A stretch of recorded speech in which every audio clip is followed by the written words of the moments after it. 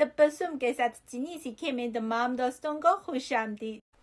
चीनी ज़बान में फ़रोहत और खरीदारी के दरमियान लहजे का फ़र्क है। दरअसल चीनी ज़बान में 4 लहजे हैं, यानी पहला लहजा आ, दूसरा लहजा आ, तीसरा लहजा आ और चौथा लहजा आ। लहजा मुख्तलिफ है तो मानी भी मुख्तलिफ है।